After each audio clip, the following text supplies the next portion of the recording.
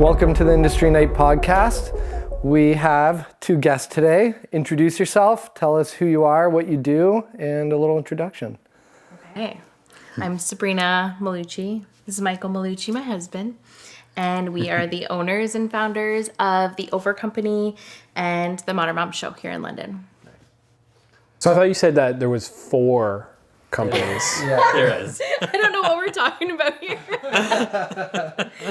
We have a lot going on. Yeah. So maybe just start with kind of how you got into the Over Company, just really quickly, right? And then how it transitioned to Modern Mom Show, because really Modern Mom Show is really the events industry space that you've started to focus a little bit more on, right? So walk the listeners through kind of that path.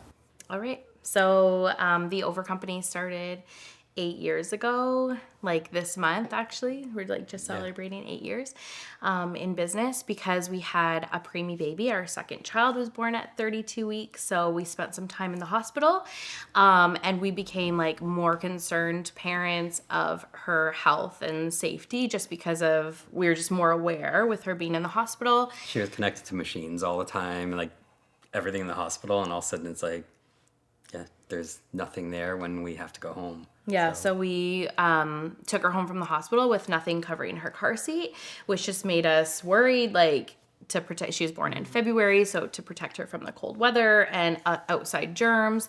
Like, she had never even been around, like, food in her hospital room before. So then all of a sudden, she's released into, like, this big bad world. I'm a crafty person, just as like hobbies.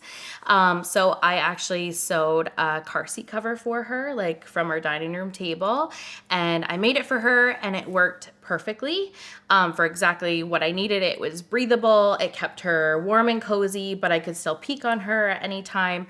At that time, we had like no money. I was on mat leave. We had been married only a few years.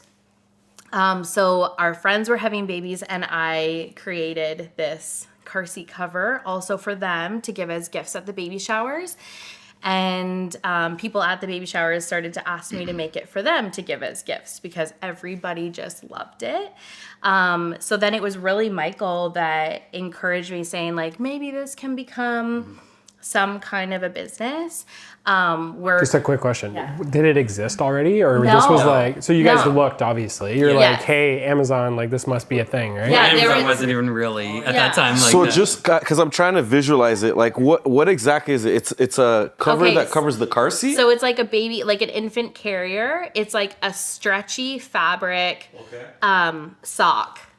Pretty much Thing that goes like covers, and then it has like an opening at the top so you can carry the car seat, and then it's stretchy material so you can like peek on your baby. Like they had blankets at the time that you could put, usually heavier blankets, but the breathability with that is not good, and it gets really hot. So we were looking for something with the preemie baby that we were concerned about breathing. So we need something with airflow in it that air can get through. So that's really where we started with. You guys must have boomed during COVID.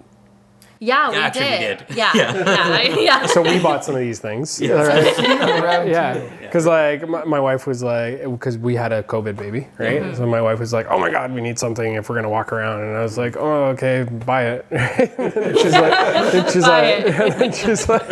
thanks. Like a mask for the car seat. And she's like, oh, the Over Company's local and they have really cute patterns. I'm like, okay, let's do that. Well, that's nice. Yeah. And then I saw the invoice and I was like, so you did well for yourself. Yeah, thanks.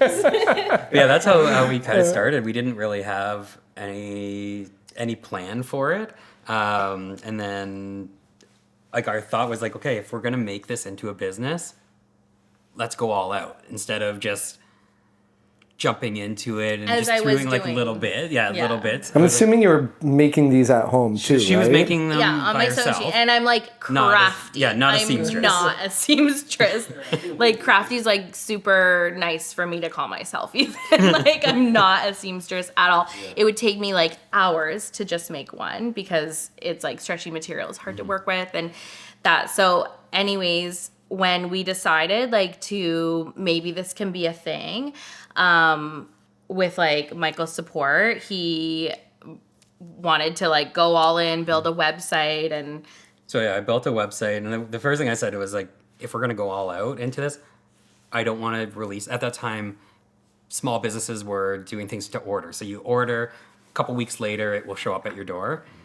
Amazon, again, wasn't really big at that time, but that idea was of like trying to get things next day.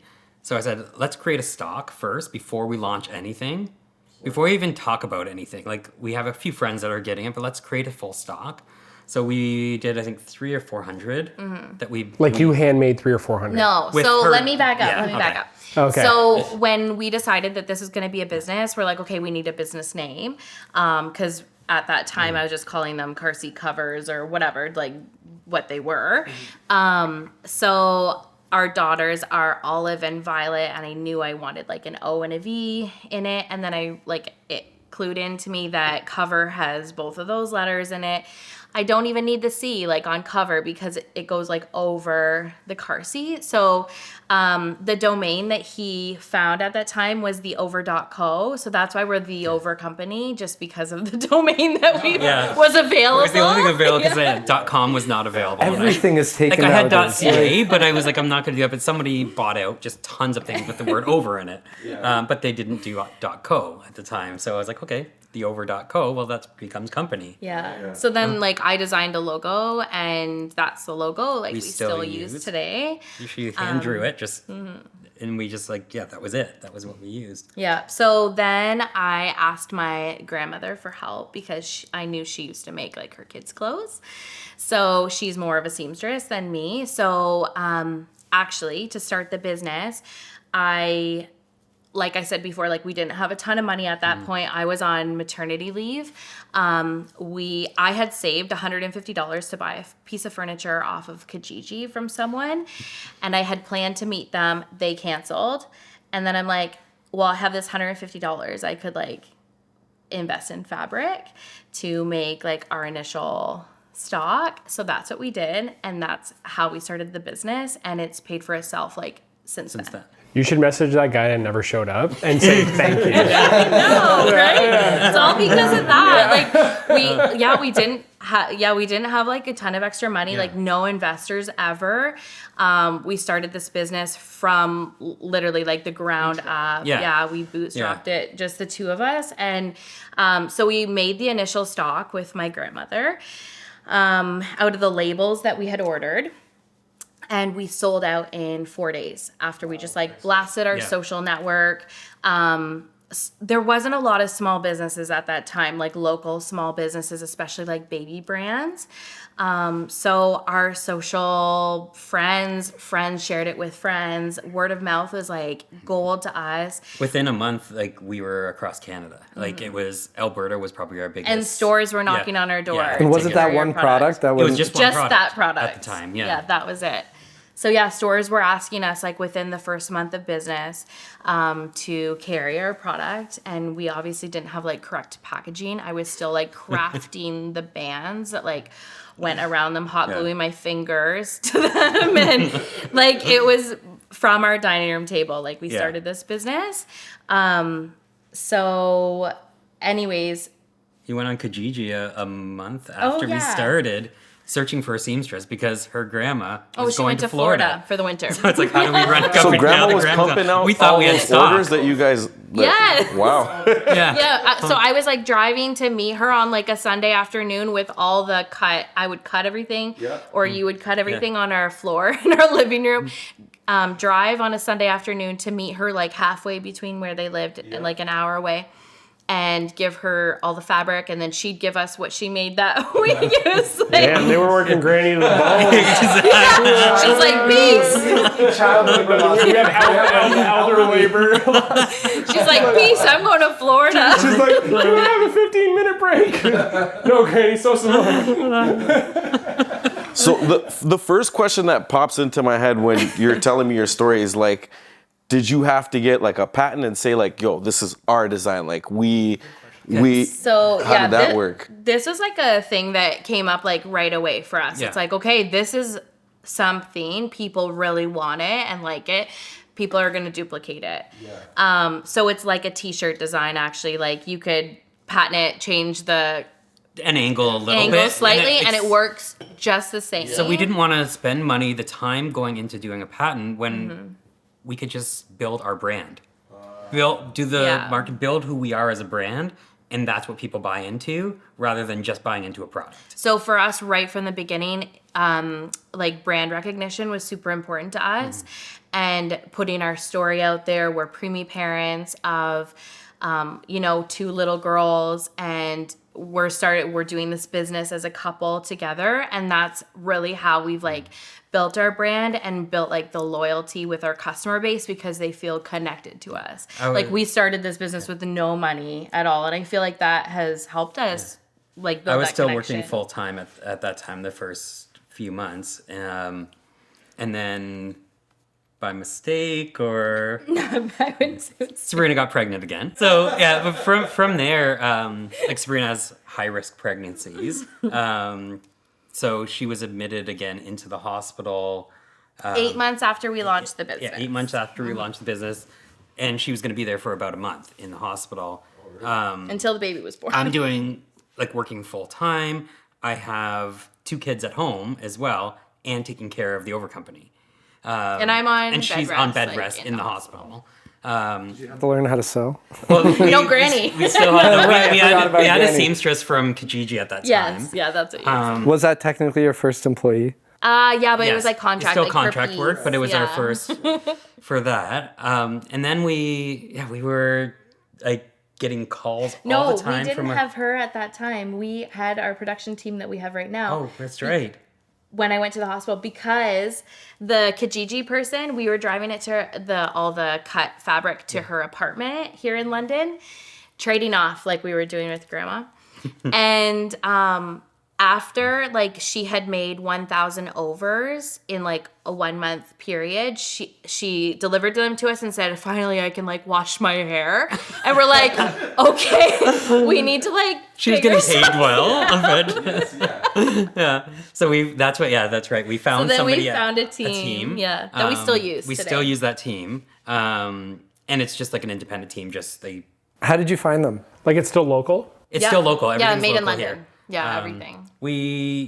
It was recommended by Yeah. another business that like had used these people. They were like a tailor company, so they just did like alterations for people. So somebody just recommended, why don't you talk to them? So we talked to them, and it was like We've been working with them since, yeah, with they've them, and they were been almost amazing. exclusively with us for quite a few years because our production was so much.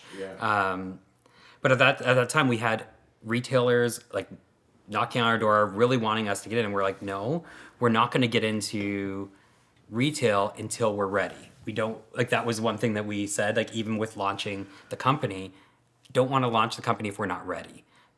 We want to make an impact. We want to be like positive when we go out. We don't want any negative do everything side of thing. really And all of a well. sudden we relaunch, and then people want our products again, and we're like, sorry, it's going to be months.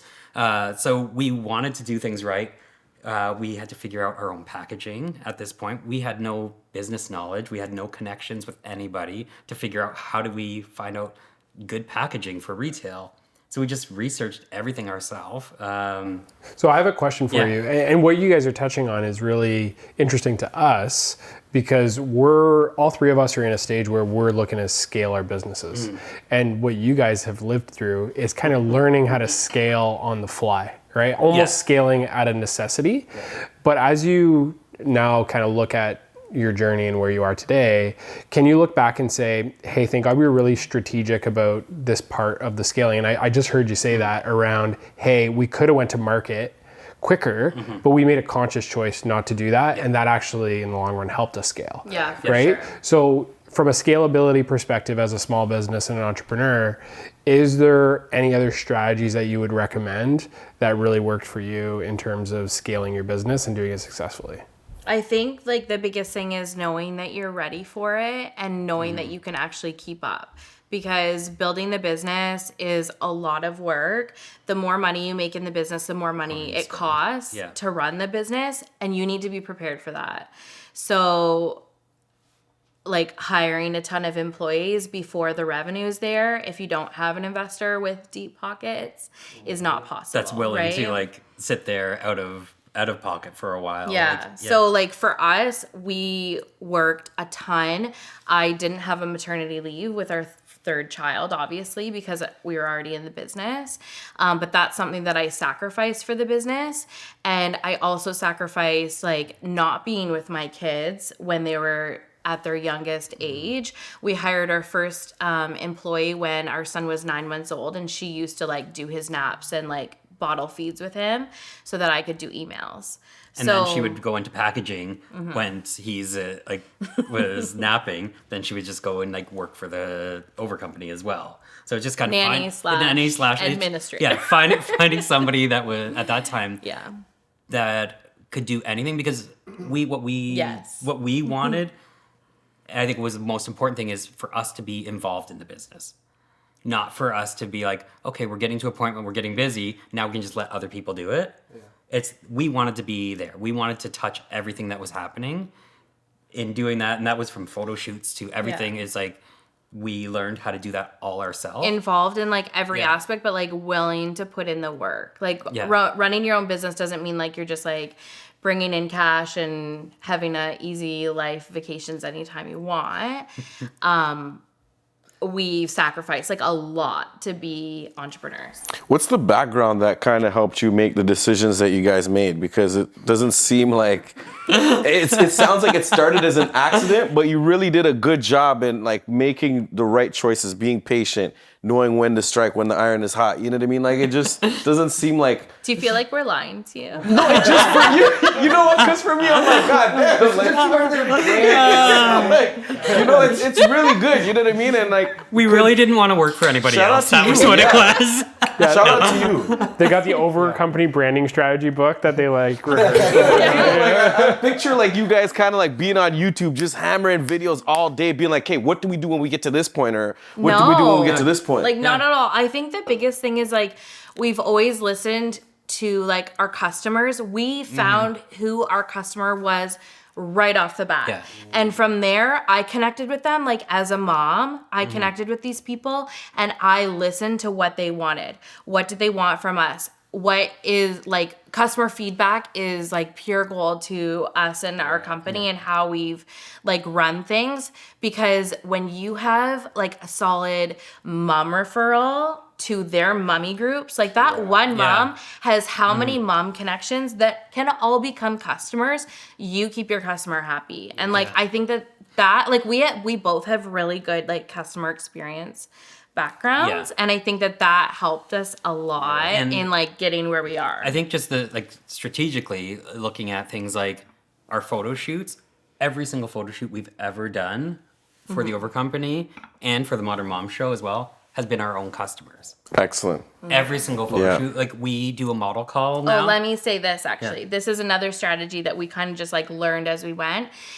We would do a model call for a photo shoot and have 200 people apply to be in this photo shoot. And like, Do you just put it on socials? just social. Volunteer their time with us. I'll give them the product that they model. I never paid them, but give them the product that they modeled, which is valuable to them because they want our stuff. And then right after we do that model call, when we have huge traction on social, we'll run a sale. Exactly. And then that sale will boom because it's like you've had all these people that are sharing all this model call stuff. Yeah. And then all of a sudden, all those people find out about your sale. Yeah. And then when you have the pictures and you start releasing the pictures, those people that are the models, it's not like they're just paid to be a model. They don't really care about it. These people are like, this is me and my baby. We're going to share this now on all our social because this is me doing it, sharing us as a company. Yeah, you know, it's really interesting hearing you speak about basically marketing 101, right? So have you taken any marketing courses or anything? No. Yeah. That's what's crazy. No, but that's great, right? Like, so. But this leads into the Modern Mom Show and how we did the Modern Mom Show and what we do and how we built that was all on marketing for this. Like, But you're basically textbook, like what you described, like in terms of like know your customer, like narrow down your scope in terms of understanding that like not everybody can be your customer and like really understanding like what they care about, right? Yeah. And like start with why, like why should you buy my product rather than the product itself. Totally. Right? So like you're describing like textbook stuff that you learn in like an MBA or something like that, right? So it's really interesting that you kind of got that naturally. And even as I watch like your videos that you do, one of the most important things that I think you do is connect with your audience, right? And I said that to Katrina the other day. I said, it's so funny. I'm like, I don't think I'm very compelling, but whenever I have content where I get in front of the camera, I get way more interaction with my content. Oh, totally. Right? So like maybe that particular strategy, how did that develop? Because Instagram and stuff wasn't really a thing 8 years ago. Let's start at the beginning. Like, what was your strategy to build your branding and your social presence? So- Because you have a lot of followers on Yeah, your social Instagram presence is and really Facebook strong. and So everything. that would have evolved like as Instagram, Facebook became more Yeah, so popular, there wasn't right? even Instagram stories like for the first yeah. couple years of business. Don't age yourself now. No, I know. But like when Instagram stories started, that changed our business like crazy. I got on there with my face every single day the moment that stories started, and that built like a ton What would you of talk customer- about? Our products, showing how the products work, behind the scenes at the office, folding overs, new boxes we just got in, like Yeah. me designing, like I literally hand she draw hand draws all of our fabric prints. Yeah. So that also set us apart. Like right away, actually, Jasper, our son, because he came everywhere with us when And he this was was an part of it. Like infant. when we would have business meetings, we would go. have a baby with us. We'd have a baby with us. We go out to Calgary. We have a baby with us.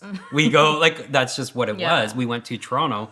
We realized, okay, we can't buy fabric anymore from Fabricland. Fabricland, which we were doing, and like we were buying fabric from Fabricland. They were ordering it from across the country to try to get us the fabric that we wanted. We were getting like little bits of fabric from every store across the country sent to us. We were like, okay, we need to figure out fabric. Streamline your We don't processes, know yeah. anything about like importing fabric No. or like manufacturing or anything, but let's figure it out. I was like looking up online. I think I searched Google or something. How do we figure out like fabric? All of a sudden there was a textile trade show in next Toronto. week. The next week we're like, hey, let's go to Toronto. We went to this thing. With our baby. We went with our baby. We started talking to people. We met the people that we ended up going with, which we still have a relationship with them now, where we get our fabric from. And it's like we got to meet these people. But then we figured it out ourselves. I had like the ability, because we were now going to manufacture our own fabrics, to create my own fabric designs. So that set the Over Company apart from all other small businesses at that time that were using similar fabrics from like the same suppliers. Ours were different. Ours were like exclusive to on us. trend for like the next year, not last year's. And not only that, is one of the strategies we did have from the beginning was that it was going to be fashionable. So everything that we did was not going to be boats and trucks and planes and dinosaurs and things like that. It was going to be like because it's a cover for the car seat, moms will be walking with it. They'll use it as a nursing cover, so they'll be putting it on over top of their clothes. We wanted to have something like that's the gonna, moms to be really that's proud going of to look it good on them, that they would feel like comfortable with. and confident. Where everything on the market for babies at the time were Elephants. It was elephants and like baby, child. ABCs. So that's where we said we wanted to steer away from anything that was that and just focus Also dating on ourselves. yes, Things aren't like that now. which has been a struggle as a Yeah. company now. Is like things have changed and Yeah. mass markets realize what they need to go. It works. It worked Yeah. with my wife. She Yeah. bought a tangerine outfit for the first baby photo shoot. Yeah. So. Oh, it has a name? Yeah, they all they have all have names. names that are personal okay. to us. Yeah. So except for that one. Actually, that the customers picked that one. Yes. That's We, it, so yeah. we actually used to do that. We used to do like polls sometimes of like, what should we do with this? The name. Which is also a marketing strategy. Yes. It It is. is. Yeah. It gets people involved and like connected. It's Well, like, oh, like if I they're had connected a to part it, they're in- gonna want it. Yeah. If they've touched it, they've helped with it, they want that. Given them authorship. Yeah. One thing that really sticks out to me is just that you guys really click well together. You know what I mean? And it's authentic, which is for me, it's easy. I get why you took off because you're real and you're an actual family and people are rooting for you. You know what I mean? When you're good people, it's easy to root for you and for people to support your brand and be a part of it.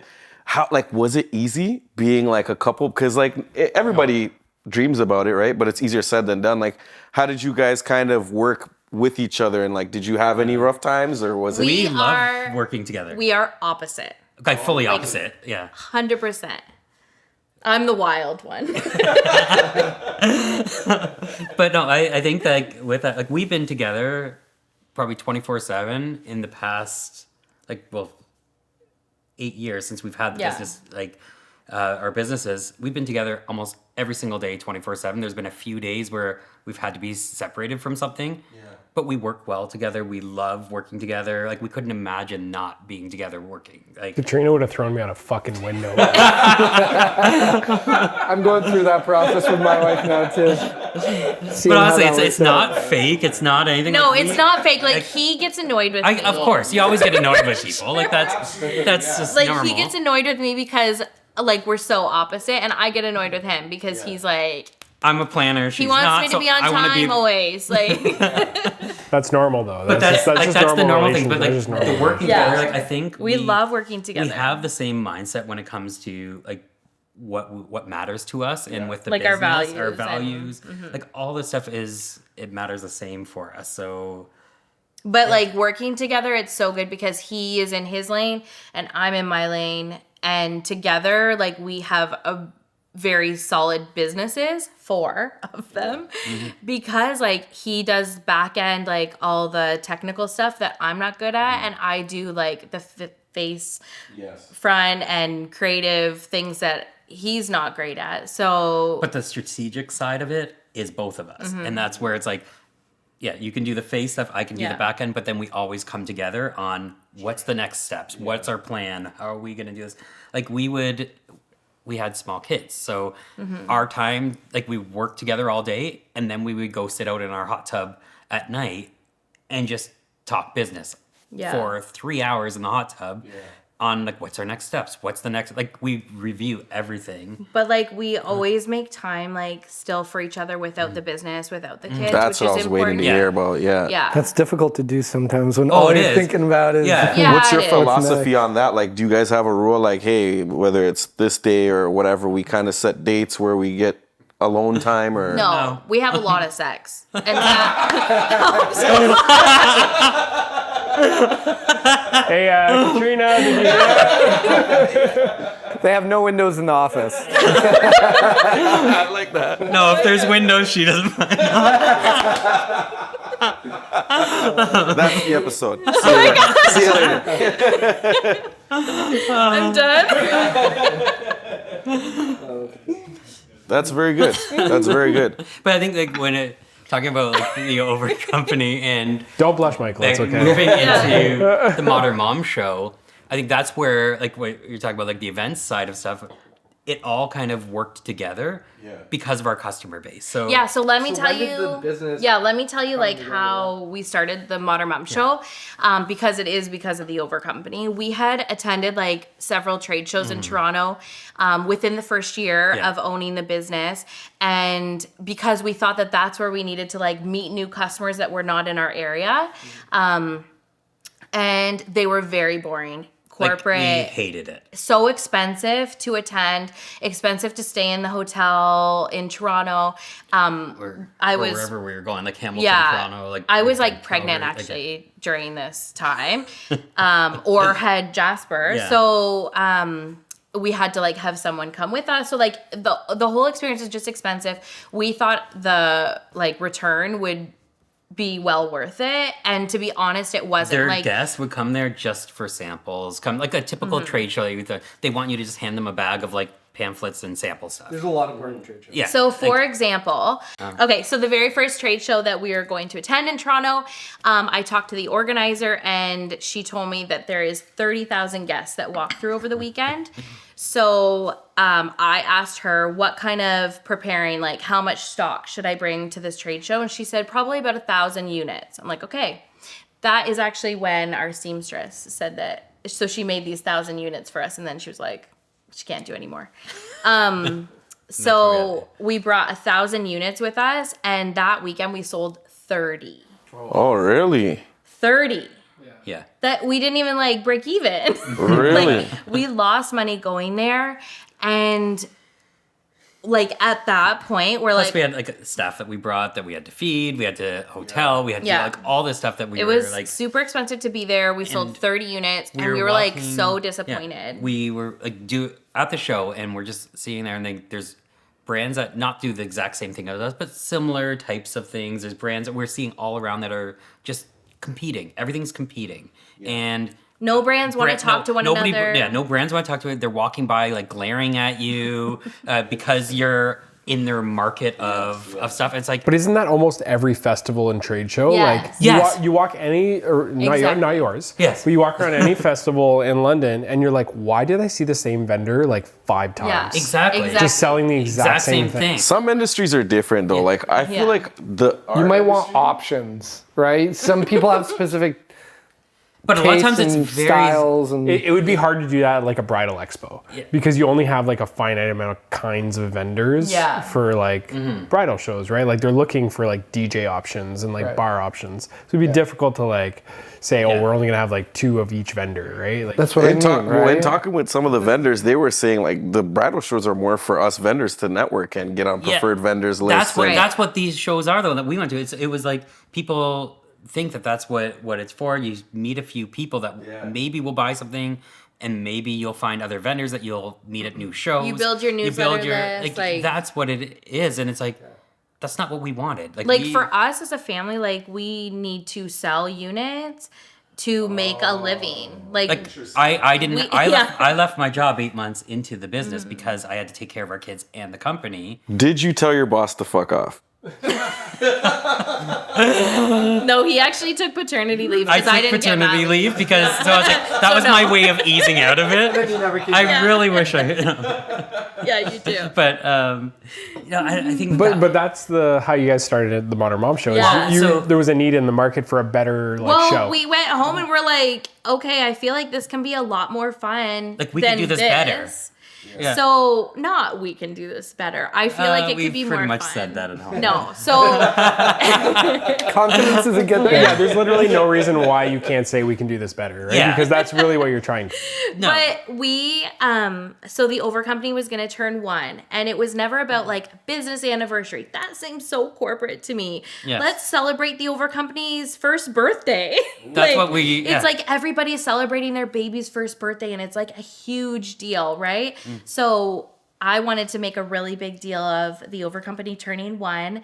So it wasn't a thought of like a trade show. We weren't looking at like the gonna be a Modern Mom birthday shows party. like that. It was just a birthday party that we were gonna do. So at that time, what you started seeing like on Pinterest, and that was like these huge white balloons with like cute tassels from it. Now they're everywhere. But back then they weren't. So we just got I got all these big balloons, cute decorations, invited like 6 other of my Instagram small business friends that I had met just through the business on Instagram that had never popped up before, like in person. There wasn't only really, sold like, online. pop-ups There and was no some. pop-ups. Yeah. No. So some came from Toronto, some came from London area, so one came from Chatham, and we just posted on social. We're celebrating the Over Company's first birthday. We have a play area. We have free cotton candy, cute decorations to take pictures with. We rented like a small place. Yeah. It and wasn't an ideal place, but it. yeah, so we set everything up. No advertising. Like, only just on social. Just us just posting about it. Organic. Can you pause there for a second? So at this point, I want to know what's your follower count? Maybe 5,000. Maybe about 5,000. Okay. Yeah. Because I'd like to kind of keep, as you keep explaining your story. Before 10 for sure. Yeah. Yeah. Interesting. Definitely before 10. So maybe 5,000 followers. But I got some Toronto brands that like the London people like, but you would never see them like in person, only shop online. So anyways, we opened our doors. There's 1,000 people waiting outside. Waiting outside to get in. Literally 1,000 we people. And didn't- we're like, What you actually handle? insane. it was like It was shoulder to overcapacity. shoulder. It was an elevator to get upstairs, and everybody's with baby their strollers. strollers. Yeah. Because we had no idea it was going to be this. Like people would want to be there. There was people lined up down the street to get in. Oh, I said that we were going to hand out loot bags for the first 50 or 100 people. I was I like, wish my bar was just outside those elevators. yeah, right? Just like all the dads being like, fuck this, I'm going to get a drink. It was packed. Yeah. But I remember I was crying seeing everybody come in, and I'm like handing out loot bags like this. Like, I did not expect. Did you have to get tickets to this event? No, it was or free. just It you was were a free throwing event. it? Yeah, That's it was what we just had the no clue over how many company's people were. birthday party. It was just a birthday party for our business. Like that's all it was. We sold a ton, and like crazy. yeah, it like every single vendor like sold out, like insane with these 1,000 people that came through. Just like we're so hungry and like thirsty for these small business like products that they could only at that point like buy online and pay for shipping. So then we realized we're like, okay, we have a really good like local crowd that's gonna come. So it was like 8 months after that, we hosted the very first Modern Mom show. Again, started with no money. Like the over company paid for it ahead of time, whatever we needed to pay for.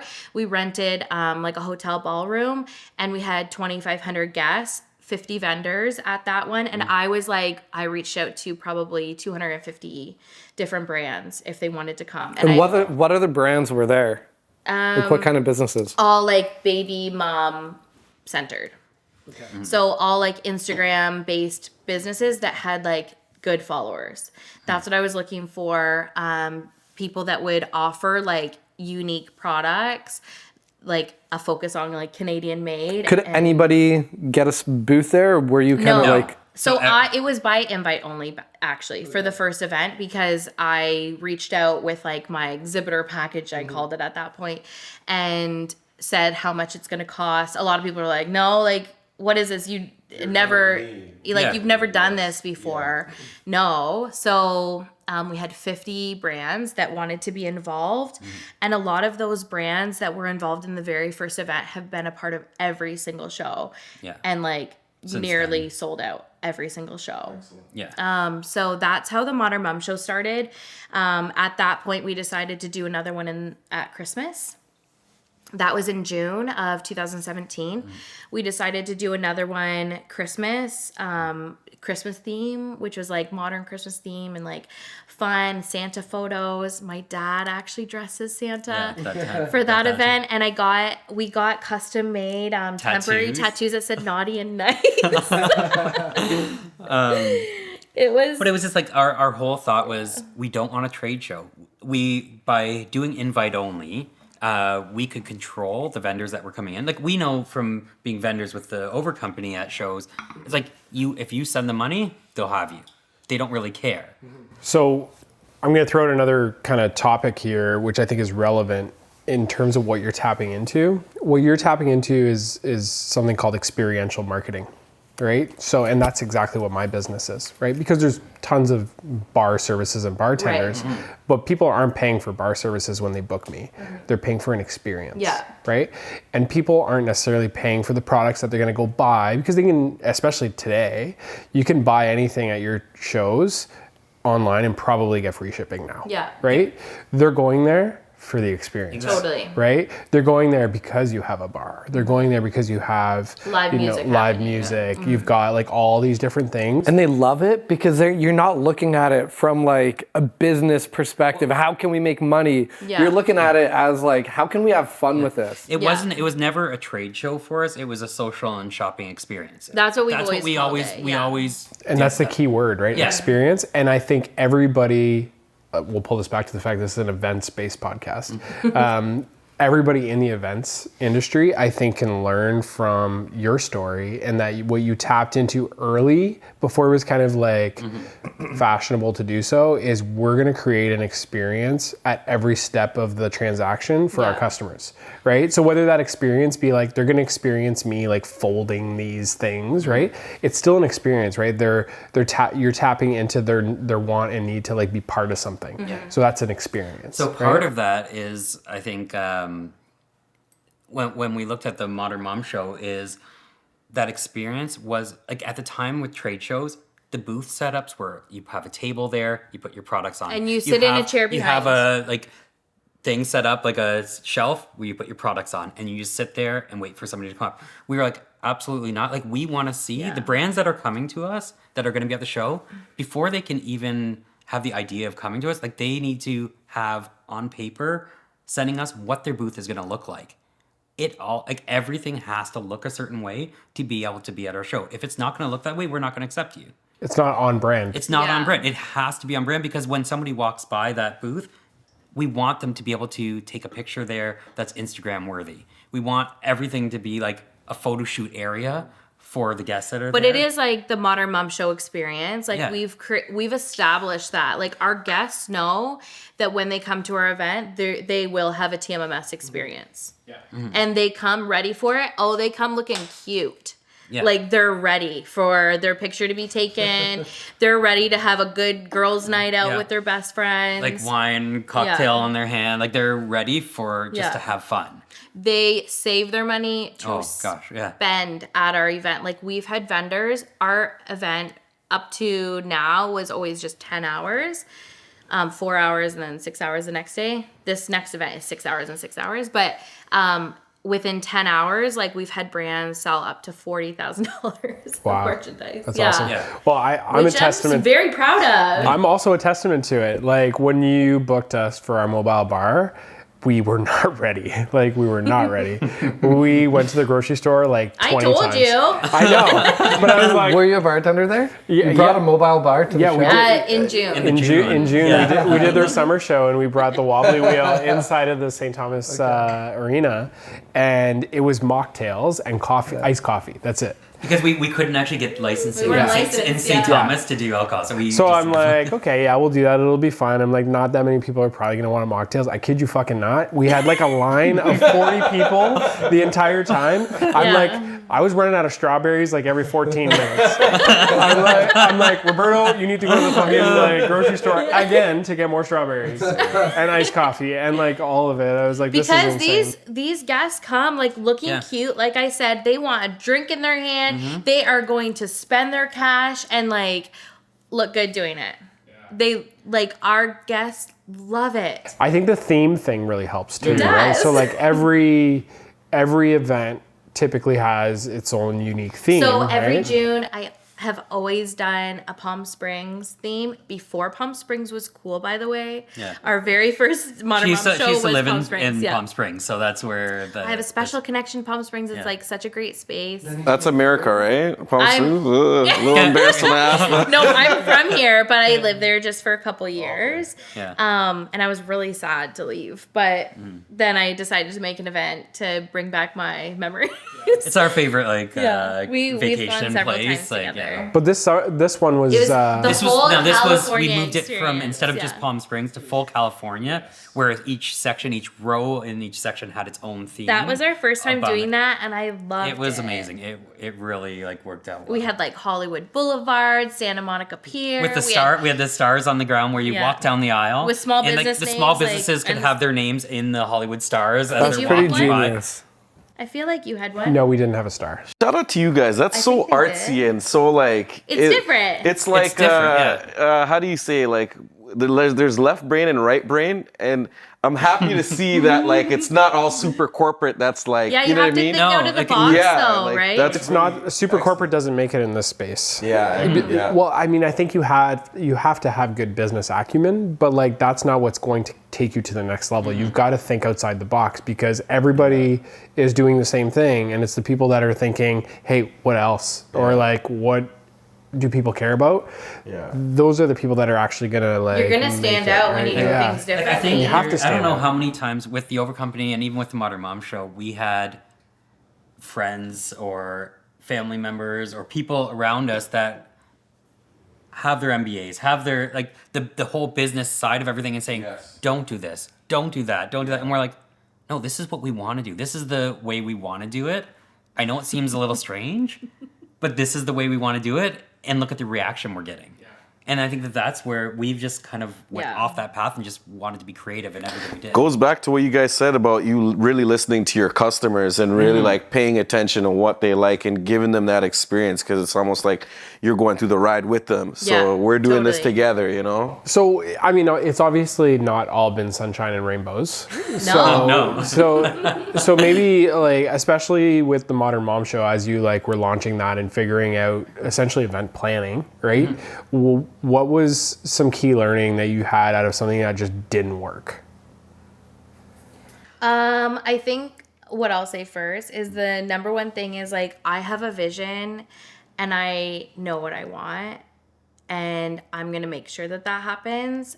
And if like, there's been people that have come in my way to like kind of do things their way and like, I will not have it. And that has like burned some relationships for sure with people that feel like they can come in and do things according to how they feel like they should do things, or like staff coming in. Are you and- referring to venues specifically that No, you not venues at all. Like more like staff or like people that are subcontracted to help me do something, to help like carry out the vision. But then they actually Overstep. don't. Yeah, Like, they don't- overstep. They don't want to carry out your vision. They want their own vision, because what they'll see is the success that we have, and if they can just grab onto some of that, they can propel their own business. But they want their trademark, their stamp of their business to show through. But that's not us. And it's like- it's hard to. I'm Yeah. always so happy to partner with small businesses, are like our passion for sure. And I want to support and whatever to like small businesses and like let them do their thing. But like when it comes to like how we run our business, nobody is going to know your vision as well as you. No one's going to work as hard as you. And I Nobody's think, going to care about your vision as much as you do. yeah. So You're I not think you're not going to sacrifice your business model for a relationship. for someone else. my Yeah. business will always come before like external relationships. And that's sometimes like a hard pill to swallow when But when you think of it, like if I think that like in saying that, what you need to realize is like our businesses is our family. This is how we make our money. If we don't have our businesses, we can't support our family. So if we run off and do something that we know is not going to work, that's taking away from our family. So Yeah. we need to do things the way we do it and the way we feel, because then if it fails, it's on us. And it's because of the way we did it. It's not we let somebody else fail our family. Now, does that mindset impact your scalability? I think for the over company, yes. yes. Yeah, because I think one of the big things that which I don't want to get a ton into, but we discussed even on the way here, is like there was a time we had 10 staff with the over company, and we were trying to do things in a way of like, okay, we didn't want to be a corporate company, but now you have all these staff you have to take care of, which starts putting you into that. And it's like, okay, we want to let them run things. We let them go do this thing, not micromanage what they're doing. But then you do that and they don't have the same vision as you. They don't have the same passion as Drive. you, the drive to do it, or they'll slack off quite a bit to see how much they can get away with. And you end up like, You try to like Yeah. step back to let people do their thing, but then if you don't have the right people in place, I think it really comes down to having the right people in place, Yeah.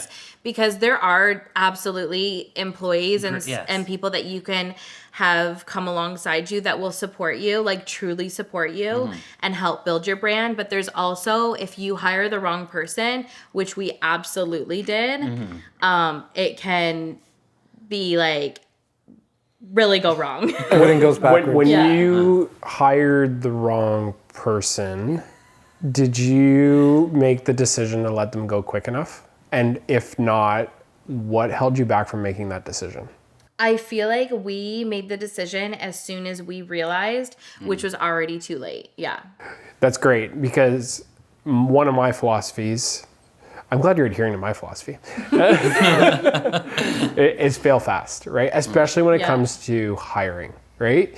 And I think pride gets in the way of a lot of small business owners, right? They're like, oh, you know, they went through this hiring process and like, you know, I have lots of faith that they're going to get there. Yeah. And you let your own pride. And relationship. Exactly. You get your own pride get in the way of, I fucked up. Like this wasn't a good hire, right? Now I just need to cut it quick and start over. And then you let it go too long. And sometimes that's where like the worst impacts happen. So like the one person that I was referring to, we definitely, did as soon as we realized, but there have been others in the past that we didn't as soon as we realized. And just exactly what you're saying, it's like emotions get in the way, relationships.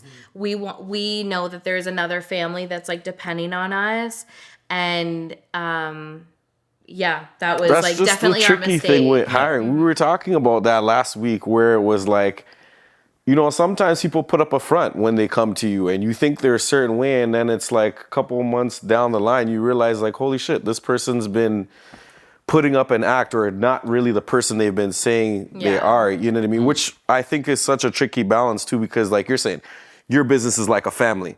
So when you're bringing these people in, you're kind of being like, hey, come, we'll give you this family treatment and you can have the same thing that we have, and not knowing that they have like ulterior motives and want to put their stamp on it. And it's like, how do you protect that, what you guys have? And also too, it's such a tricky balance, man. But it shows the value of having some of that corporate mindset. Yeah. Right. So even though like your whole value set as a business is we want to be local, we don't want to think like a big business. Sometimes you got to take that big business mentality in order to save your business, right? Because that's a good example of, you know, what big businesses do. They trim the fat. They're like, no, this isn't working. Bye. We're going to move on to the next, right? And that's definitely like our downfall for sure, because we're nice people. I think part of our, maybe some people would disagree. when you want to look at the downfall of that type of thing, or the mistakes in that, is we hired a lot of people that we had personal relationships with. That's the worst thing you could do. Don't do it. Don't ever do it. I have never heard a good thing come out of hiring somebody you know. No, literally, if personally. I can tell you one thing in starting a business, do not hire your friends. But it's tricky because, like, for myself, I do have a friend that works for me. Big mistake. Just kidding. But our relationship started in a way where it's kind of like we understand boundaries, so it's good. But I also heard that, like, from so many people, it's like, never hire your friends. Whenever friends try and hire me, I will look for a service for them, pay that service, and then I don't even just work say with no, them. thank you? Let's just do that. But I've hired you. Maybe not for long, right? He hadn't seen me for a long time. We're just acquaintances. Yeah, he hadn't seen me for a long time, right? But we still had a bond, but he hadn't seen me for a long time. And Joel, when I spoke with him, I could tell the way he handled business was a little bit different. But man, some of my friends that I have beers different with good and or stuff different like bad? that. Different good. Yeah, different good. You know what I mean? Right? You'll bring it out when it comes out, right? Yeah. Whereas I think when it's a personal, like the personal side of it, it brings in a lot more that being a product-based business for the Overcompany, because the Modern Mom Show is a division of the Overcompany. So it's part of the Overcompany. At the time it was. And I think that the hard part with the product-based business is your staff don't understand the finances that actually go into running a business. So they see the Shopify. They see the Shopify numbers of what's coming in. They see what's going out in the warehouse, and it's like, wow, this is like doing amazing. They see a Mother's Day sale, which is like our biggest sale of the year, making so much money, and they're like, oh, that's going all into their pocket. No, like No. like Sabrina said earlier, the bigger your business gets, the more money you have to spend. So that doesn't mean your profits just go up. It just means more money's going out to cover that. And I think that that's where we found is, like, especially with people that you know, or people that were friends or semi-family, would be the issue, is that they don't see that back end of it. So they just think we're lining our pockets. And then when we have to make difficult decisions, it's like, well, they're just doing that because they want to keep money in their pocket. So why not share the back end? Well, the back end, it was shared. But I don't think they fully grasp it. I don't think But put it in a way that they can. What do you mean by that? Share the back end. So Explain. let me explain. Let me explain. So for instance, the company that I work for, my day job, what they do is they structure their entire business to incentivize everybody from someone working in the warehouse all the way through to a location manager to work really, really hard through a profit sharing model. So that profit sharing model basically is discretionary bonuses paid out based on the profitability of each of those locations. So if that location is like uber profitable and makes like $1 million that year, that location manager can pay discretionary bonuses of whatever that profit sharing pool is to that entire team. So we have literally warehouse workers that make 6 figures because of that profit sharing kind of model. And some location managers choose to share the entire kind of like balance sheet with their teams to say basically like this is what's coming in, this is what's going out, this is what that profit sharing pool looks like. So, everybody's kind of like on the same page that, hey, the harder I work everywhere in this chain, like my role is there. And like at the end of the day, this is going to impact my bottom line. And that motivates them to like stay engaged and not like worry about what, Tim's getting as a salary. Right? So that's what I meant by why not share the back end, in the sense of like, how did you incentivize your team to like not focus on those things that were maybe taking away from what you wanted them to focus on, which is the vision of the business. Like, I think, so for us, we don't have that full background of even, I think, like putting a lot of that together. So that's a downfall of maybe not having the education side of it. Yeah, for sure. But along with that, I feel like we grew very fast. We were running to keep up. The Over company only started in 2015. Right. Then we moved in with the Modern Mom Show in 2017, and we started building our staff. We had 10 staff in 2019. 2019 going into 2020 when COVID hit. Mm-hmm. And that was, I think, so for part of that staff was actually for the Modern Mom Show. Probably almost half of what we were hiring for was in anticipation of the Modern Mom Show and where we were going with it, and then everything shut down.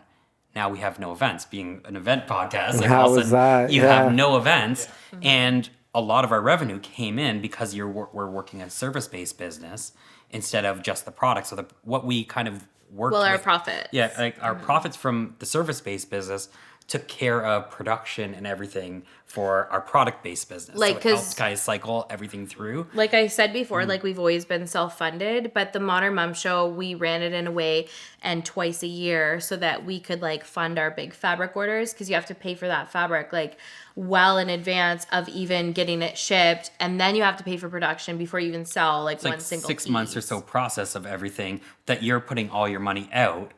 And as a company that's growing and not a big corporate company, just a small business that's just growing, that money has to come from somewhere. And so that's how we were funding it. All of a sudden we lose events, and a big part of which we haven't really talked about is the Modern Mom Show was our marketing strategy for the Over company. So as part of what would happen with the Modern Mom Show is we would have our vendors that come to the show, like 100 brands. 100 brands, they're all promoting the Over company. So we have things to post about. We have things that they were doing that we're pushing customers back to the Over company. All of a sudden, that marketing is gone. Right. And it's like we had our best year actually was for the Over company was 2020. During COVID, because we ended up doing, we took care of masks for Western University. They ordered 100,000 masks. We did the London Nights. We 100,000? did. No, I was 150. And is that because you were able to do the branding like more easily because of your vendor relationships on like patterns? No. Well, we did do a custom color for them, which they liked. But one of our customers was somebody that was supposed to source the masks for all the faculty of Western, and then like the first students that were coming back. So that was one of our customers that was like just coming back from mat leave. She's like, oh, the Over company, I know they make their own fabric. Maybe they can do a custom color for us, and maybe they have the production that can do it. And we did it. like with our little team in London, and like our staff packaging masks for days. Like, packaging in like little cellophane. Like, But that was part of it. And then like being in It was a business lot. and understanding like, okay, you have your revenues coming in and you see like year over year, the growth going up and up by like so much. And our advisors were looking at it. Okay, this is where you need to hit for 2021. And all of a sudden, okay, great, we're going to do that. We ramp up our staff. We ramp up right before, like at the beginning of at the 2020. beginning of 2020, we ramp up our staff. We start getting these huge fabric orders coming in because it takes long to get in. So it's right before COVID. And then all of a sudden that shuts down. And then you have to deal with people wanting to work from home. Okay, so one of the questions that I had for you is I recently saw on social media that you're selling the Over Company. So I know that's super fresh, but I was hoping to kind of hear from you as to what the motivating factor of the sale and then moving like 100% into the events industry. Because if I understand correctly, you guys are going to be focusing more on the Modern Mom Show moving forward. That's big. Yeah, it is really big. We actually is. just announced like last night. I know this will be aired later, but Very nice. yeah, But it was stressful. It was stressful we've been thinking about it for a while. for like a year. For a year, The last and year for sure. We've had talks with people privately before and nothing felt right. Things just didn't go right. And then we finally thought like, why don't we do things the way we do it instead of doing it the way the book says to do it or whatever. So that's why we ended up posting a video and just putting it out there. This is what our plan is. Like sharing where we're at. Sharing where we're at. We're looking to sell it, and it has to be the right people because we want to see the Over Company succeed. We don't want to see it go to somebody that's not going to actually care about it. And that's one of the driving factors and why we're doing this is that we don't feel like we are the people anymore to run the Over Company to where it could be. So we have like so much respect for the brand that has been built over the last 8 years. That brand deserves so much love and so much energy, and the customers deserve really amazing We owners have such loyal that customers will that are put like everything into it. And our focus, like as a couple, has shifted so much over the last year, and not in a bad way at all. I feel like it's just been like a natural transition, which is kind of like interesting to go through like all these changes because the business started kind of organically, and I feel like we're like phasing out of the business organically. It's not because something happened where we want out. Yeah. It's Our passion has moved, which with the Modern Mom Show, it was in the beginning, but it's moved more towards our passion to help small businesses. Yes. And that's what we are. That's what the Modern Mom Show is. Yes, it's a great event, but what we see and what we want to do with that event is help build small businesses. It's an amazing platform, and we've seen over the last however many years, 6 years, I guess, since we've started the Modern Mom Show, how many small businesses have built their success from coming and showing in person the very first time at the Modern Mom Show, and then like gaining the confidence because they sold out or whatever happened at the event. Like the energy inside the event just honestly pumps you up. And as a small business owner, maybe working by yourself, that's what you need. Like you need these cheerleaders behind you. We know running our small business, starting up, we lost all of our friends. Yeah. They did not care to hear one more word about the Over Company or what we were doing. At all. I think that's the one thing to tell anybody that wants to start a business. You will lose your friends. And your friends will change to different people. Like you need to understand the people that you are friends with are not going to be your friends. Look at who But I hang out with now. Jesus I Christ. think though, like, but I think You're better though, for it. when you're a small business Yeah. owner, like you change so much, like the business changes you, that maybe you feel like your friends change, but I think really No, it's it's like more you you change, your priorities change. and your life just shifts, and it's okay. But during that shift, like you still need people to back you, and like we have so much passion to like be those people for small businesses. We've been through it. We've started 4 businesses in the last 8 years, And I feel like we have like a lot to give to that small business community that we're not able to give when we're so invested in our own company, like product-based company. Right. Did you find a buyer? We just announced last night. Oh, okay. I didn't know if you were announcing like the actual transition of selling it to someone. Or... We have had a huge response already in just one day. We've had people still that we've been in contact with, in talks with over the past little while before we announced as well. This is kind of just a push to see is there other people as well, just to bring the conversations going. But yeah, So we haven't found a buyer. We haven't found a buyer yet. But we're looking for like a specific person that's able to like, this is like our very first business baby. It's your baby, right? So you're not just going to like go with the first person that brings the number you're looking for. No. You're looking for the right fit. Yeah. Exactly. We want to see the Over company succeed. We know like that there is so much potential with where it can go if the right people are putting marketing dollars into it. But it has to be the right people. And I think this is where with some of the talks that we've had with people in the past with trying to sell it is that they see the value in the company as us. They see Sabrina and myself as the company. So how does somebody take on that company that's different?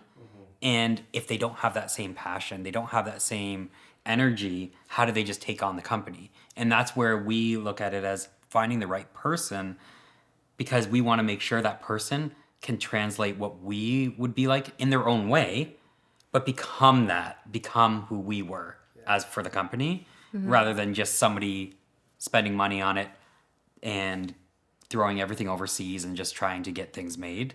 Yeah. I think that's where we were at with it.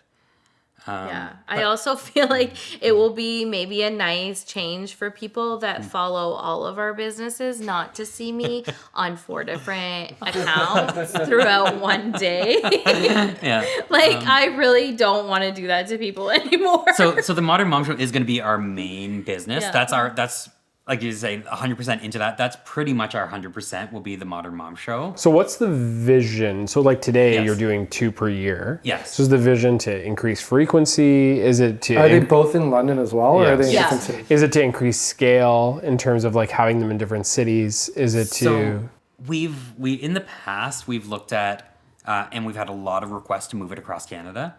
Where are your clients primarily? So for the show, our guests come from Ottawa all the way through to Windsor. They'll drive out to the show. Like when we sell our VIP tickets, we can see right away where people are buying from, and it's typically like all across Ontario. really. Ontario. But our vendors come from all across Canada. Have you ever jammed with Pablo Tovar? No, I don't even know who that is. So, you know, like London Tequila Expo, or like the Tequila Expo, Yeah. Oh, yeah. the Pizza Fest, the London Beer Fest. Yeah. That's one guy. Okay. He does every single festival in London, basically. Stereo Caliente Entertainment is kind of his tagline. Okay. But Pablo basically has created a great scalability model where you can just rinse and repeat all these different types of festivals, and it's all experiential marketing. So like the Tequila Expo, he brings in like what's the Mexican wrestlers? What are they called? Luchadors. Nacho Libre. Nacho Libre. Yeah. So he brings in luchadors like with like a wrestling ring, and like I there's hope people that's just right. like taking shots is of right. tequila. Right? Oh my gosh, that's so fun. It's great, and then he's got live music throughout. Yeah. So like the Caribbean festival that just happened, Yeah. that was him too. Like Okay. he does London. He did the London Cocktail Expo. So like he's really tapped into that. I feel like you two need to jam. Yeah. In terms of just like talking through how do you scale these festivals, because you're doing a festival, right? How do you scale these festivals? You're just doing like a baby mom call it festival. that, but that's okay. that's what it is. Yeah. That's what it is, though, right? Because like it's an experience. Yeah. You're not And just there's going drinking to, involved, apparently. But even for this show, like we've over the past few shows, we're starting to expand it out of the mom baby world, even though it's the Modern Mom Show, into home decor, But like really what Joel's saying is it's like, I would love to have a home-based show, like HGTV, like a real As a home-based show. show, not like the Yeah. home show that's like Plumbers. a few hot tubs and plumbers and like that's like a real like No offense to But what Pablo's done with the Tequila Expo is really interesting. So he does Tequila Expo London, then he does Tequila Expo Kitchener, then he does Tequila Expo, and like sequentially. Boom, Yeah. boom, boom, boom, boom, boom, Interesting. boom. I didn't know that. And all he does is rinse and repeat, Yeah. right? And it's like the same luchadors that are in London next weekend, they're in Kitchener. That is next so weekend. smart. Yeah. So like Yeah, what you're that's doing is super you're just smart. scaling the Modern Mom Show. Yeah. So think of the Modern Mom Show and think of like all of your entertainment vendors. So like guys like me, right? You'd be like, okay, I'm going to book you for the entire summer, and you're going this location, this location, this location, this Yeah. location. like And a as long tour almost. and as long as it's profitable for that vendor, they're going to be on board. Yeah. Totally. And that's exactly what he's done, Yeah. right? So the only difference is like he'll book local food vendors because Yeah. that makes more Right. sense, right? But like the luchadors and like the DJ, they travel with him, Yeah. right? So and then he just does his round in Ontario. So like that kind of thing, I think would work for so the Modern Mom that Show. was part of what we were looking into in the past, and that's It was now, supposed to happen in yeah, 2020. It was supposed to happen in 2020, so that was part of the scaling. Now we've with me coming on now full time with TMMS instead of having to spend so much time with over. Michael's actually not ever really done so much work for TMMS. Yeah, I've done the graphics, I've done the website, I've Here done and there. like that stuff. Always the website. Yeah, Yeah. but I haven't really spent a ton of time on. I feel the like you were admin. involved a lot in the last one. that Oh we no, were the at. last one I was. Yeah, the last one was us. Yeah. But before I didn't the- realize that he was your husband, by the way. Oh, okay. I thought- you don't picture us together? No. Okay. As you mentioned, you guys are opposites. Yeah, I thought it was the other tall guy that like kept talking to me. Pedro. Pedro! Yeah, I thought it was Pedro. Yeah. I was like, okay, yeah. And then you came up and you were talking, I was Yeah. like, okay, helper. Hi. Michael's gonna snip your booth now. He's like, Joel is out. Yeah. Yeah. And then like halfway through, I kind of So put two and two funny. together. I was like, oh shit. I was like, Yeah. that's the husband. I was like, okay. Husband! So I've Because always. like you run the show, Yeah. right? Like, Yeah, the Yeah. show's mine. yeah, clearly. But right? that was always her outlet. And then Yeah. the over company, I've always taken care of all the back end. I've taken care of a lot of the stuff that happened with that. So I haven't had the time, and I'm the more administrative. Yeah. I'm the organizer. I out of vividly things. recall walking up to Michael and being like, dude, do you have a drill? I think there was. You remember that? Oh yeah. Oh my gosh, that's so funny. And then I just walkie-talkie over to Pedro asking him. Pedro, can you get this fucker over here in the corner and drill? But I think like That's so now funny. it's the setting up the back end of but setting up the back end of TMMS now for stuff like that to happen, because not that you were doing it right before because it was so successful, I but wasn't doing it right before. Oh shit. okay, here we go. No, This is the ESPN turning point. but it was I think with me coming on for this event especially is I'm now taking care of a lot of the admin stuff, and I'm doing stuff and I'm saying to Sabrina, like, why didn't you do it this way? Like, why didn't you have this set up? Yeah. It just makes the process, instead of 3 days to do it, it's done in 1 hour. An afternoon. In an yeah, afternoon. it's And amazing. I finished it all, and it's like, that's already set up now for the next event. Okay, for example, I'm like, why haven't you been doing this the whole time? If you knew this, why didn't you tell me? When we copy and paste every single acceptance email to the vendors, copy and paste and then have to put in their name, whatever. When there is a template option on Gmail where you can just hit a button and it like pre-populates. Really? Oh, yeah. I did not know that. Literally? I Oh, no, still I- copy and so- paste so my do- template. Don't I do have it anymore. no. I had so It's a right waste of away. The first time. thing I did was set up all our templates for everything that we need, and then it's like, okay, you're just sending this email. Hit that button, change out the name. Hit this button, change out the booth size, like those type of things.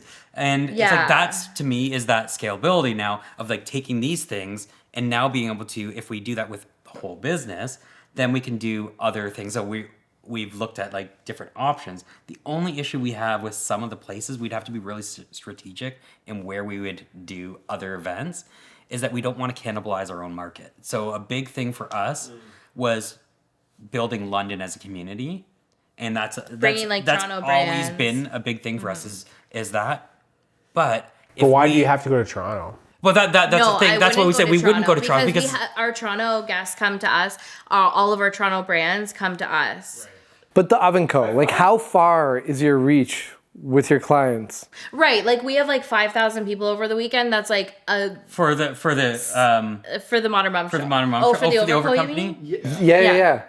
Did you just call it the oven? Okay. As a side story. No, as a side story for this. They've gotten into baking, like ovens, baking goods. Yeah, baking goods. Yeah. Sabrina actually changed our logo for our daughter. Do you remember this? For her playroom. For her playroom, she had the Oven Co. It said the Oven Co. And it was the same logo. I told you about that. Yeah. Oh my god. I'm like, did you just say oven? So, for the Over Company, it is Canada-wide reach, but we are also U.S. and but our main reach is across Canada, especially Alberta, Ontario, and Alberta. Ontario, Alberta. We could do TMMS because the people out there also know about TMMS. It's not that it's exclusive to here. We've looked at things like. Do you have the availability to see like where your largest following is outside of London? For like your other jurisdiction, Yeah. So where is it in Ontario? Yes, for sure. So that's it's Ontario. You have like Kitchener. That's what I was gonna say. I think like a good proof of concept would be Kitchener, Waterloo, like Binghamton's. Mm-hmm. I would say Kitchener, probably Ottawa. We've had requests for Montreal, but if we kept it into those markets might be too big though, right? Like, because like you want to keep the local feel. Yeah. Right. So I feel like a Kitchener is a perfect like test case. Yeah. And like if you don't make it, well, whatever. Right. Like you only have to travel an hour. As well as Niagara would be. Yeah, Niagara would be big. Yeah, Niagara would be good. And that's we have a lot of connection in Niagara as well. And it's like boutique, like in the sense of like, right? Exactly. So yeah. So we've talked about that, and if we expand those like Kitchener and we said Niagara would be probably the areas that we would first look into. I think the biggest thing for us is that like family will always come first, and like we have 3 kids. So for us to like think about taking the show on the road involves a lot more planning. Either that or trust. And trust in other people to help with that. And we have been burned by trust. So building up that strength again to trust somebody is gonna be a little bit hard. Like that's like, have you guys thought about getting like a essentially like a number 2, like an ops manager that would like run like the event fully for you? Like just like fully like letting go of the reins. Yeah, we did that. We did that in January 2020. Yeah, no. and then so that was cool. And then probably the first time. No, it was before, like, honestly right before, and like we feel bad about the whole situation when it comes to it, but it's like we have to let people go, and then it's like you burn that. And now it's like bringing that back in. We're building this brand. That's part of us getting like taking over and moving it aside so we can build this, and that probably does mean in that future bringing somebody else on that we can trust and build up that trust to run things for us, and then look at maybe starting out small and doing some small pop-ups, maybe smaller events that are 30 vendors instead of the 110 to see, okay, can we get a market there of just, are people interested in who we are? I think you got to do a proof of concept, right? Like, totally. Yeah, and like, just to understand. Like a low risk kind of a thing. Yeah, rather like than if this doesn't work, we lose like 5 to 10 grand or whatever, right? And it's like, okay, whatever, we'll eat shit for that one and then like move on, right? I'm curious to know like what your process is when you guys are making decisions like that. Like how do you educate yourselves on like even like or your current situation right now, debating whether you're gonna take the show on the road? Like how do you educate yourselves in getting ready for it to make that decision? Like we how literally wing it. Really? Oh, yeah. No. So I'm over here like. But I think over the past little bit though, it has been a lot of that because our biggest struggle right now for the past 2 events that we've had is finding a venue. So we used to be at Western Fair, like at the Agroplex. That was our venue all the time. Every time, every year. yeah. And when COVID hit, they lost all their staff, and we lost all kind of rights to it. They canceled. We had 8 events pre-booked, that we lost all those pre-bookings. And it's like, we don't even get a call back when we try. Because I have like no connection there anymore. Because People try to connect Yeah. us, we don't get the connection. So then we had to be creative and try to find other places. That's how we got into our most recent. Well, that's why we were in venue. St. Thomas Yeah. for June. And then this venue, I was like at my wit's end. I had been calling and leaving hundreds of voicemails. Maybe I'm exaggerating, but it felt like that. To like every single venue I could think of, all the way to Kitchener. London doesn't have like great venues. Anywhere. It does not have so you have a few choices. That are like big enough for Yeah. what we need. Like Yeah. we needed between like 15 and 20,000 square feet of like open space. So yeah, I called everywhere I could think of, and then I went to social and put it out there saying like, we are looking for a venue or we won't have a show at Christmas. It takes me 6 months to plan an event. And getting all the vendors sorted, everything, like all the back end when it's just the two of us. So we went to social and everybody was like putting all their own contacts out there, like calling people on behalf of us, Yeah. which is like we were our getting community venues is telling us that amazing. they were like people were calling them. They got like asking- 11 calls yesterday because of my social post. They're like, okay, we don't have a big enough space for you, but it's nice to see your community cares about you. So anyways, I had a couple people say, what about like Westmount Mall? Have you tried the mall? I'm like, I don't know if they would have space. I called them and every voicemail I was leaving, I was like, even if you don't have a space, like just call me back because nobody's calling me back. This lady called me back and she was like, I feel you. I heard your voicemail. Nobody calls me back either.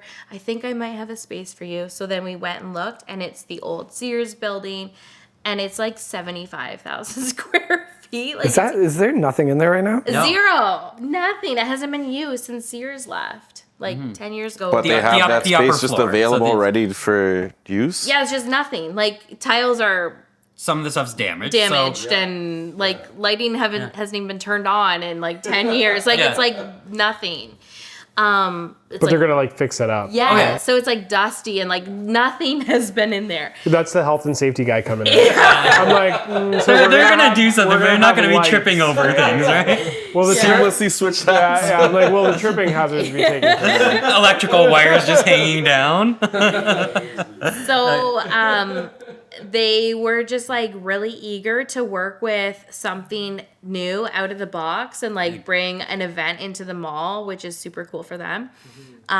So we booked it and they've been like amazing to They've been work amazing with. to work with. And it's like, yeah, it honestly is like such a dream. We have 50,000 square feet. We're not using where the broken tiles are, that portion, but we're using like 50,000 square feet, which is like more than double what it's like almost triple. We're not what having our last venue more was. vendors. We're just spreading some things out, giving So some do more you space. foresee, if this goes well, using the space like just moving forward? 100%. 100%, Yeah. we've So I already want to in book next year discussions. both Yeah. events already with them, and I'm Please like ready do. to It's only that. 5 minutes away from me. Perfect.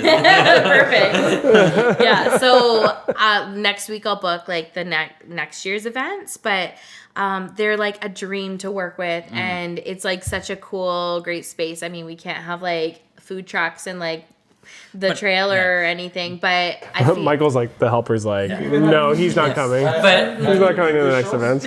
pardon me? You've had food trucks at the previous shows and everything? Yeah. Oh yeah. We've Oh, had very food nice. trucks. We've had. Yeah. We do like for the at the We always have, Agriplex. like- We'd have like food vendors in cooking in the Agriplex. Like we were able to do. well, that. they would actually cook Well, outside cook the doors outside, and bring but it some in. of them, yeah. Health and safety. But yeah, it's The venue's neat because it's a the great Sears venue. So for this Christmas, like you said earlier, like we do themes.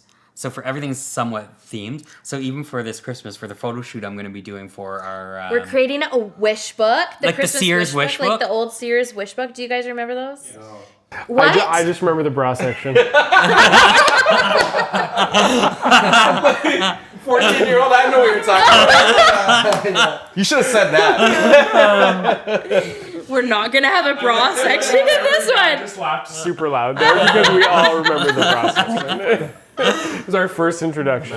Oh my But god! it's been like so for the Modern Mom Show, it's been amazing for us to be able to do things like that. Like our last event, the California themed event, we will take like certain, like part of the experience as the vendor. So a big thing that we maybe didn't talk about earlier is that it's the vendor experience is what we want to highlight.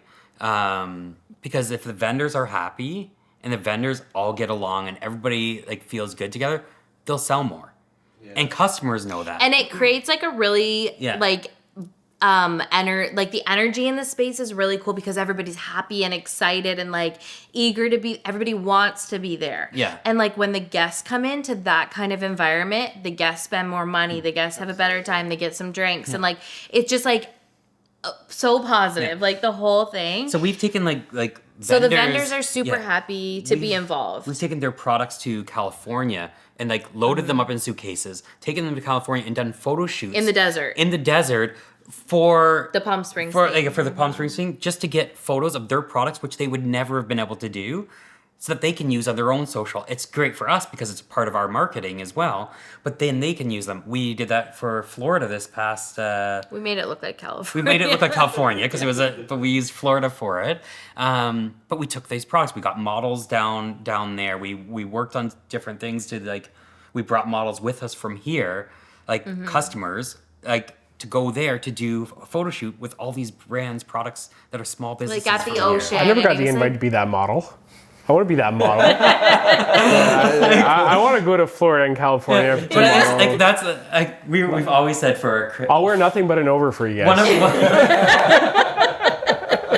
And I know you're not going to want to take those pictures, so I'll take those pictures for you. We do have an adult size. Did you say only the top half, so you want my bottom half exposed?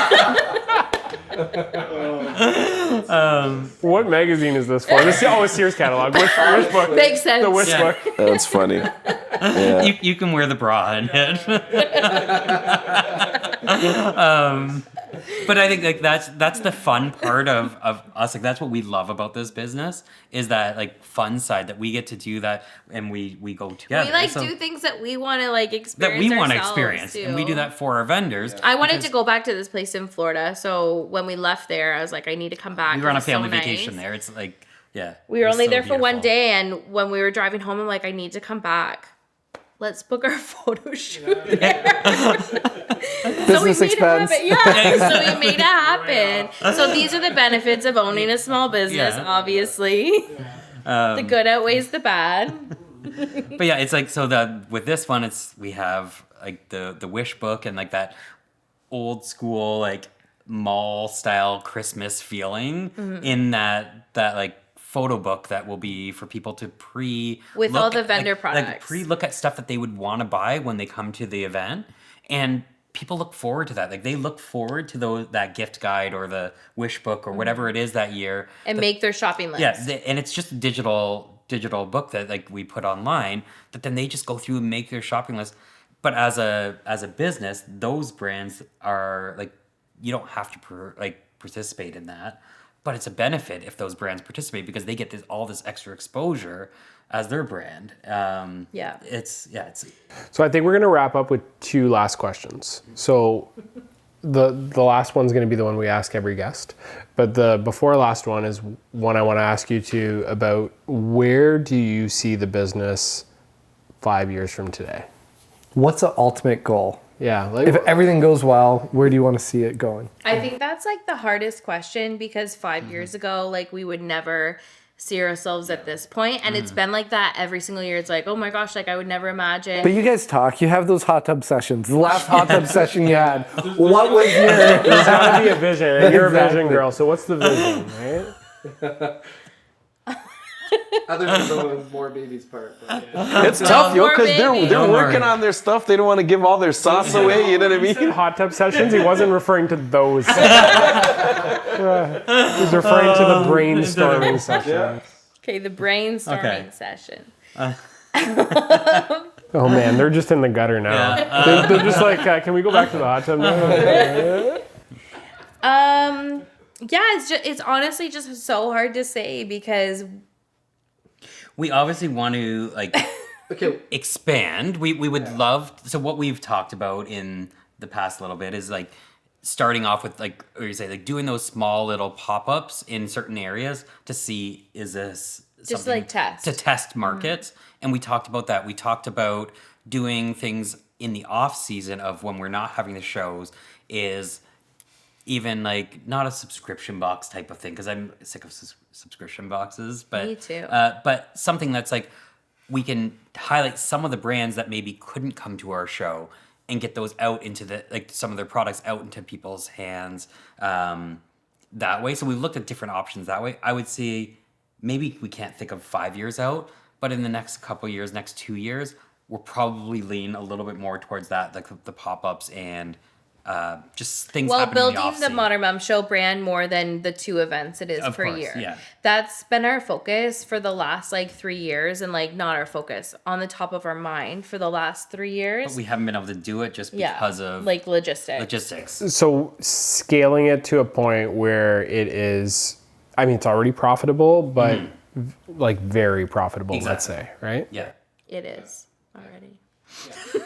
Put it right out there. That's gonna be a clip right there. I love it. I will change my adjective. Uber profitable. And she's like, fuck Joel, it is. I'm super excited We're to just see how you scraping by. guys answer the last question, because it should be a very interesting answer. All right, so last question, Paul, ask it. If you had $10,000 and you had to start over your business, what would be the first things you would invest in? You can take the knowledge you have today, Yeah. but you're basically starting from scratch again, and someone's basically said 10 grand, how are you investing? I You think go first, because this is. I think that's like a really hard question for us to say, just because of the way that we started the business was so like humble beginnings, and that's been like our We started with roots. $150. Like that's what we started with. So Yeah. looking at $10,000 in the aspect of starting a business, that's like $1 million at the time. But what you've gained in the last 8 years is Yeah. business acumen and like strategy and like what you know works and doesn't work. So now you can take that money and invest it more wisely rather than just like leaning on luck. Do you think we built our business off of luck? No, I think it. Well, no, but I think it was lucky that guy didn't show up and you went and bought fabric, Totally. True. right? So like, Yeah. so that wasn't strategy. That was a stroke of luck, and that ended up benefiting your business in the long Yeah. run, right? So, but now that you know that for sure, I'm gonna take that $150. There's no right or wrong No. answer. There's no No. right or wrong answer, Yeah. but it's really, we're gonna ask every guest this because it's interesting because everybody's gonna have a very different answer. I think that Imagine you're in a hot tub right now. Yeah, you're given honestly, $10,000. it's such a hard question, because I look at all the things that we did, and at every aspect of our business during a certain time, everything that we put money into was either right for us at that time or wrong for us at the time. Strip that out of it. So strip your personal business Yeah. out of it completely. Just think as a business person, right? So like now you're like, I'm an entrepreneur. I don't know what the next venture is, but now I've got 10 grand and I know that I need to go into the next entrepreneurial venture, right? Like how... Keep it related to the business. Well, though. it can I feel like- be related to the business, but it Can doesn't be. necessarily need to be, right?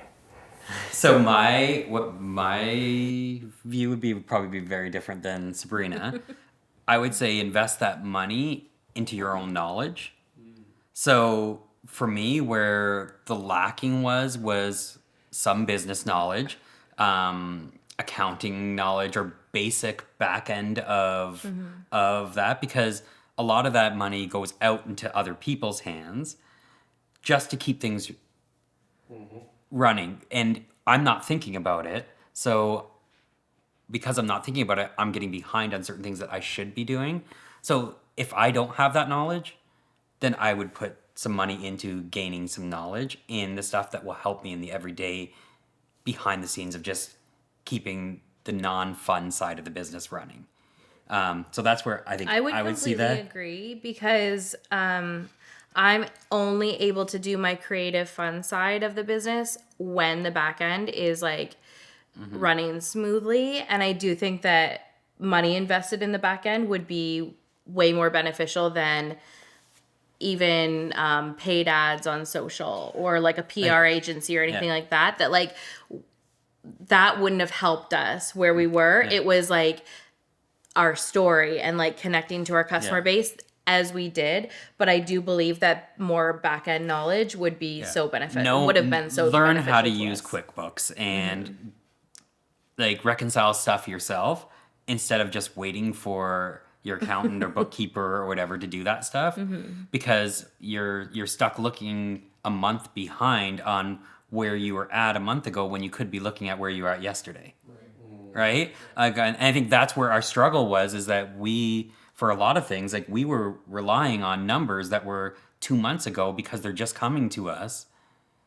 And it's like, well, we're in an industry that's so fast-paced changing. What do our customers actually want yesterday? How do you strategically plan for it? Right? Exactly. And I think knowing some of that stuff, not saying cut out those people, but learn that stuff for yourself as well. And if that, what I said to Sabrina earlier today as well, is that if that means take a small photography class, spend that money on yourself and on your own education, so you know that, okay, I don't need to hire every single time a big photographer to go do a big thing. If I just need to take a few shots, let me take a few shots to get that done, and then spend that big money that you have on the big things that you need to do. And then you have fresh content, you have fresh things that you, like ideas. That's Yeah, where I would agree. That small education, I think, is the important stuff, not just the big education. Yeah, I think those investments in the foundation make sense. Yeah, the answer really to me kind of just gave like a great summary of you two as a whole, like the way how you complement each other. So your answer is very like strategic to the, you know what I mean? Whereas like you're like, listen, this is where you're going. We're all going there. You're gonna take us there, and it's cool. And that's I find that to be really cool. And Florida. yeah, exactly. That's really good. So shout out to you guys. You know, it's been amazing having you. Really great takes, and thank you for sharing a lot of your information and letting us into a little glimpse of your company. Yeah, We so appreciate fun that. chatting with you guys tonight. Thanks for inviting us. Thanks, Of guys. course. You're welcome anytime. Cheers, See guys. ya. Bye.